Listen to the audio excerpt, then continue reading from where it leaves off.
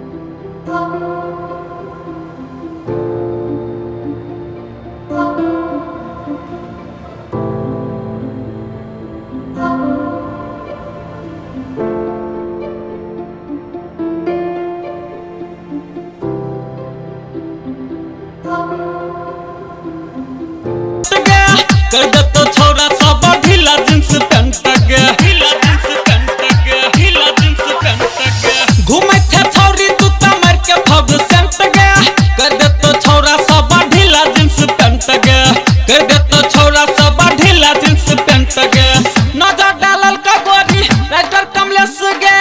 तोरा बोलल का छोरी रंजन राजेश गे लाग गेल तोहर आबा लक लक लक लक मार तो प्रदीप छोरा सट सट सट सट मार तो अब गुडुआ छोरा सट सट सट सट मार तो सीएम छोरा सट सट सट सट मार तो अब पपुआ छोरा सट सट सट सट छी कुमार गे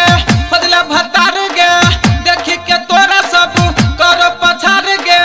कर छी तू बड़ा लट लट लट लट मार तो मनीषवा छोरा सट सट सट सट मार तो नीरजवा छोरा सट सट सट सट मार तो रंजनवा छोरा सट सट सट सट मार तो मनोजवा छोरा सट सट सट सट। Recording by Virat music, Madna बाजार। Mobile number 7050 410 549।